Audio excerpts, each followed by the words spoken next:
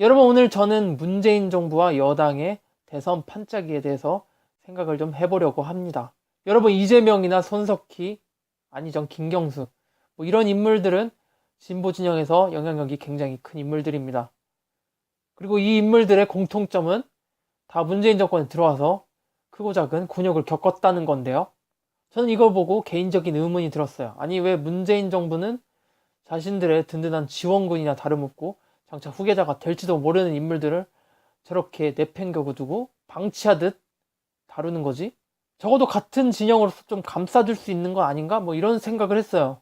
왜냐면 이전 보수 정권에서는 이런 작은 논란이 생기면 보수 측 인사들을 끌어안고 감싸 안는 형태가 대부분의 패턴이었거든요. 보수 입장에서도 일단 물 들어왔으니까 노젓자는 심정으로 같이 열심히 까고는 있지만 아마 보수 입장에서도 이게 왜 이렇게 된 건지 원인이 납득은 안 될 거예요. 민주당 정부인데 민주당 인사를 까는 상황. 뭔가 자연스럽지 않은 현실 같이 느낄 거예요. 제가 한참을 고민을 해봤고 나름대로의 결론을 내렸습니다. 저는 당사자가 아니니까 뇌피셜이고 이게 확정된 건 아니에요. 첫 번째로 적폐 정부의 이미지를 벗어나고 싶다는 건데요. 지금 국민들이 정부를 하면 떠올리는 게 뭐죠? 기득권이나 적폐, 부패돼 있다. 이런 거. 뭐 공공기관에 대한 신뢰가 거의 제로 수준입니다. 그러니까 어찌 보면 불리할 수도 있는 이런 상황에서 진보 진영이 정권을 넘겨받았습니다. 이 상황에서 가장 먼저 해야 될 일은 정부에 대한 신뢰도 회복이죠. 정권이 바뀌고 대통령도 바뀌었지만 공공기관만큼은 그대로 썩어 있다고 생각할 수 있는 거죠. 그래서 공공기관 개혁과 더불어서 이런 자기 측 인사만 감싸주고 이미지 회복에 아무런 도움이 안 된다고 판단한 것 같습니다. 뭐 큰 타격이 없는 한 웬만한 작은 치부는 그냥 오픈하고 쿨하게 까고 넘어가는 분위기인 거죠. 그래서 저도 1년의 진보 진영의 사건 사고들을 보면서 이 정부는 자기 측 인사라고 감싸고 놀지 않는구나, 그런 인상을 강하게 받았거든요. 만약 이게 문재인 정권의 의도였다면 이건 굉장히 신의 한 수를 둔 거라고 생각을 합니다. 그리고 둘째로 이걸 보면서 느낀 점이 진보 진영 인사들을 챙기고 있는 중이다. 아니, 챙기기는커녕 이재명이나 손석희나 토사구팽한 게 아니냐, 뭐 이런 식의 시각이 일반적일 수가 있어요. 저도 솔직히 그렇게 생각할 뻔했는데 재판의 경과들을 보면서 그게 아니라는 걸 깨달았습니다. 지금 문재인 정권과 여당은 차기 적임자를 관리하고 있는 중이에요. 사람은 완벽하지 않습니다. 누구나 흠이 있고요. 이재명 지사도 개인적인 흠을, 굳이 말하자면 가족관계라든지 성남시장 재임 시절에 있었던 그런 의도치 않은 사건 사고들, 그런 거라고 볼 수 있겠죠. 그리고 이런 것들의 특징이 있는데 국민들이 팩트를 체크하기보다는 감정적으로 비난할 확률이 높다는 겁니다. 이게 뭐 네거티브 공격이라는 거죠. 이 네거티브 공격이 가장 효과적으로 치명적으로 먹히는 타이밍이 있습니다. 바로 네거티브 공격의 당사자가 선거에 나왔을 때인데요. 선거 때는 보통 시간이 없습니다. 길게는 1, 2개월부터 짧게는 1, 2주 정도, 이 정도밖에 안 남은 시간에 갑자기 네거티브 공격을 터뜨립니다. 그때 터뜨리는 네거티브 선전의 효과는 무지막지하죠. 이회창 후보가 아들의 병역 비리 논란으로 선거에서 결국 패배했던 사례가 있습니다. 결국 그 네거티브 공세는 거짓으로 판명이 났고요. 이회창은 피해자가 되었습니다. 이회창 후보에게 자신이 해명할 수 있는 충분한 시간이 주어졌다면 선거의 행방은 아직 알 수 없었을지도 모르겠습니다. 어쨌든 시간은 자기 편이 아니었던 거고요. 이거는 보수 진영의 인사에게 나왔던 사례지만 진보 인사라고 해도 네거티브 선전에 당할 가능성은 얼마든지 있는 거예요. 만약에 이재명 지사가 대선에 나온다고 가정을 할게요.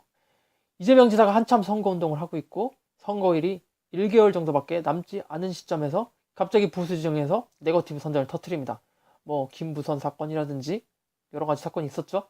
지금 보세요. 지금 김부선 사건을 보면은 이재명 지사를 유죄로 판단할 근거가 부족했죠. 만약 이재명 지사가 이 사건에 대해 정말 떳떳하다고 해도 해명할 시간이 부족해서 선거에 패배할 가능성이 높습니다. 국민들이 표를 던지지 않을지도 모르니까요. 재판에서 증거가 부실하다, 이런 판결이 나와도 이미 선거에서 패배한 이유입니다. 자신의 떳떳함은 증명은 했지만 결국 선거에선 패배한 최악의 결과가 나와버리는 거죠. 저는 개인적으로 장차 진보 인사들에게 터질지도 모르는 그 네거티브 선전을 미리 터뜨려서 앞으로 있을 대선 행보에 아무런 차질이 없게 하려는 여당의 나름의 빅픽처라고 생각을 했습니다. 왜냐면 제가 안희정이나 김경수 그쪽은 잘 모르겠지만 이재명 지사나 손석희 쪽, 그쪽은 실질적으로 이번 사건으로 얻은 피해가 굉장히 미미했고 떳떳함만 증명을 하는 결과가 돼버렸습니다. 뭐 비는 몇 방울 맞았겠지만 결국 옷은 젖지 않은 거죠. 게다가 앞으로 있을 네거티브 선전에서도 지지층들의 결집을 유도하는 계기가 됐습니다. 만약 네거티브 선전을 또 터트린다면 지지층에서 또 거짓말이지, 또 모함하는 거지, 이렇게 생각을 하면서 흔들리지 않을 가능성이 높아진 겁니다. 예방주사를 확실히 맞은 거죠. 셋째로 야당에게 고기방패를 해줄 먹이를 적당히 던져주고 있다. 여러분, 지금 진보 진영이 집권을 하고 있는 상태에서 진보 진영의 인사들이 신나게 물어뜯기는 것을 보고 이상한 점을 느끼지 않으셨습니까? 굉장히 부자연스럽죠. 민주당 인사들이 뭔가 소소한 잘못을 하고, 그러니까 큰 논란거리가 생기지 않을 작은 잘못을 하고, 그리고 한국당은 신나서 그걸 물어뜯습니다. 전 여기서 무엇을 느꼈냐면 여당이 청와대를 막아주는 고기방패나 다름없다, 이렇게 생각을 했습니다. 여권은 지금 행정부를 비판하지 않게 하기 위해서 자기들이 몸소 나서서 비판을 당하면서 고기방패가 되어주고 있습니다. 솔직히 야권은 정부에 포커스를 맞춰야 되고요. 여권이랑 싸우면 아무런 진전이 없습니다. 근데 여권에서 무슨 발언 논란, 뭐 20대는 교육이 덜 받았다, 이런 소리를 하면서 먹이를 하나씩 던져주면 한국당은 신나서 물어뜯는 거죠. 물론 여당은 이미지 타격이 없을 정도로 최대한 자기에게 피해가 덜 가는 쪽으로만 수위를 조절해서 논란을 터뜨리는 것 같아요. 근데 한국당은 이걸 물어뜯으면서 자기는 할 일 다 하고 있다고 착각을 하고 있습니다. 솔직히 정부를 때려야지. 만약 이게 사실이라면 여권에게 야권이 조련당하고 있는 상황인 거죠. 물어가면 물어주는 거죠. 게다가 정부와 민주당은 일정 부분 선을 긋고 거리를 두기도 합니다. 정부와 민주당도 어느 정도 싸우는 척도 하면서 이런 식으로 정부에서 만약에 민주당에 문제가 생겨도 우리와는 관계없다, 이렇게 선을 그을 수가 있어요. 이게 포인트입니다. 민주당을 아무리 욕해봤자 민주당과 일정 부분 거리를 두고 있는 정부에는 타격이 미미합니다. 뭐 민주당 맨날 공격해서 정권 탈환에 무슨 시너지가 있죠? 그냥 끌려다니는 거라고 생각을 해요. 옛날에 보수 정권 때는 나름 야권에서 먹히는 전략이었어요. 그래서 자기들도 똑같이 썼는데 이제 와서는 안 먹히는 거죠. 그리고 이렇게 진보 진영에서 고기방패를 해준 인사들에 대한 보상은 나중에 확실히 해줄 걸로 생각하고요. 어쨌든 정부가 받을 수 있는 비난의 화살을 그들이 대신 받아줬으니까요. 제1야당은 정치판을 주도를 못하고 하나같이 또 5.18 망언 같은 거 터뜨려서 유리하던 싸움을 팽팽하게 바꿔놓기도 하죠.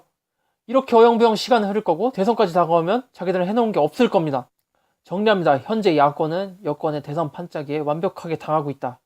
그리고 많은 진보 진영 인사들이 그 사건들로 인해 곤욕을 겪고 이미지 타격을 입은 걸로 보이지만 그 타격을 감수하더라도 이 한국 정치에서 이 사람들을 능가할, 선거에서 이길 수 있는 인물이 없다는 걸 알고 계산에 넣은 의도적이고 자기적인 논란이다. 그리고 이 논란을 통해서 그들은 앞으로 있을 네거티브 선전에 대한 예방주사를 확실히 맞았다. 그리고 야권이 대선 때 터뜨리고 싶은 중요한 이슈를 미리 터뜨려버려서 귀중한 히든카드를 여권에서 뺏어서 찢어버린 거나 다름없는 상황이 됐다. 그래서 현 시점만 보면 차기 대선에서 정권이 바뀔 가능성은 지극히 낮아 보이고, 개인적으로는 이재명 쪽이 강력한 대선 후보가 되지 않을까 생각을 합니다.